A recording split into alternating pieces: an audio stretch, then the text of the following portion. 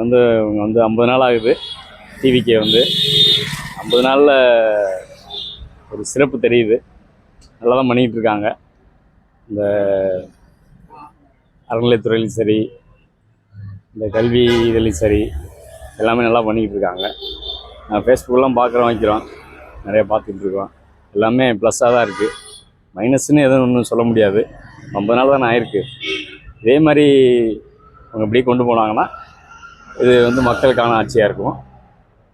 அது நல்ல முன்னேற்றம் இருக்கும். மக்கள் வந்து அடுத்தடுத்து இவரை தான் வந்து தேர்ந்தெடுப்பாங்க. அதில் எந்த வித ஆட்சேபனையும் இல்லை. நல்லா பண்ணிகிட்டு இருக்காங்க விஜய். நான் என்னோட தனிப்பட்ட கருத்து என்னென்னா, இதே மாதிரியே இந்த 5 ஆண்டு காலமும் இந்த அமைச்சர்களும் சரி, விஜய் சாரும் சரி, இதே மாதிரி இருந்தாங்கன்னா நல்லாயிருக்கும். மற்றபடி எல்லாமே ப்ளஸ் தான், மைனஸ்லாம் சொல்கிறதுக்கு ஒன்றும் இல்லை. அதே மாதிரி இன்னொன்று, விஜய் சார் கட்சி தொண்டர்களும் விஜய் சார் சொல்கிற மாதிரி அதை ஏற்றுக்கிட்டு எந்த ஒரு அசம்பாவிதம் எதுவும் செய்யாமல் நல்லபடியாக நடத்தணும். ஏன்னா அவங்க ஏதாவது ஒன்று பண்ணாங்கன்னா எதிர்கட்சிகளுக்கு வந்து அது வந்து ஒரு இதாக போயிடும். அதை எடுத்து அவங்க எடுத்து சொல்கிற மாதிரி வரும். அதனால வந்து முதலமைச்சர் தான் கரெக்டாக இருந்தால் தான் அப்படின்னு இல்லை, எல்லாருமே கரெக்டாக இருந்தால் தான் நல்லது நடக்கும். இப்போ வந்து அமைச்சர்லாம் நல்லா பண்ணிகிட்டு இருக்காங்க, அது எந்த மாற்று கருத்தும் இல்லை. மக்கள் நல்லா வரவேற்பு கொடுக்குறாங்க. எல்லாமே என்னோட கருத்து பெஸ்ட்டு. விஜய் ஆட்சி சூப்பராக இருக்கியா. அவர் சொன்ன மாதிரி ஒவ்வொன்றா செஞ்சுக்கிட்டே வர்றாரு. 50 நாளில் என்னமோ சொன்ன மாதிரி சரியில்லை அதெல்லாம் கிடையாது. அவர் 5 வருஷத்துக்கு கண்டிப்பாக இந்த அரசியலில் இருப்பார். எங்களுக்கு ரொம்ப பிடிச்சிருக்கு. எங்களுக்கு வந்து அவர் சொன்னது எல்லாமே கரெக்டாக செஞ்சுக்கிட்டே வர்றாருயா. நாங்கள் எதிர்பார்த்த மாதிரி அவரோட ஆட்சி ரொம்ப சூப்பராக நல்லா இருக்கு. எனக்கு ரொம்ப பிடிச்சிருக்கேன். ஒரே வார்த்தை, அவ்வளோதான்.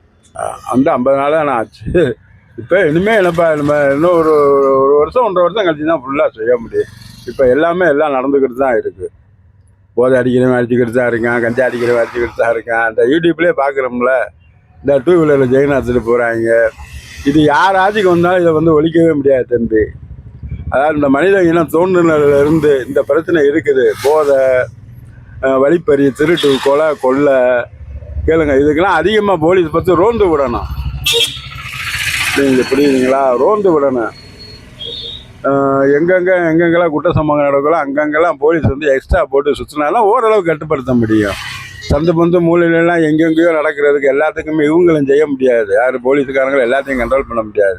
அவங்கள வந்து ஸ்டேஷனில் கம்மியான ஒருத்தர் இங்கிட்டு போயிடுவாங்க, ஒருத்தர் கோர்ட்டுக்கு போயிடுவார், ஒருத்தர் வேறு கேஸை விசாரிக்க போயிடுவார்.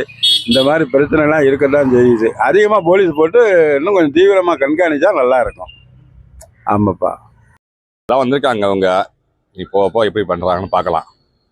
நல்லதே நடக்கும். நல்லா தான் பண்ணிக்கிட்டு இருக்காப்புல. சிங்கப்பெண் அழுத திட்டம் எல்லாமே நல்லா தான் பண்ணிக்கிட்டு இருக்காப்புல. ஒன்றும் பிரச்சனை இல்லை. 40-50 நாளில் நல்லா சூப்பராக போய்கிட்டு இருக்கு. போதைப் பொருள்லாம் நல்லா இது பண்ணிக்க. சிங்கப்பெண்ணெல்லாம் நீங்கள் பார்க்குக்கு வர்றாங்க. எல்லாமே நல்லா தான் சூப்பராக இருக்குது. ஒன்றும் பிரச்சனை இல்லை.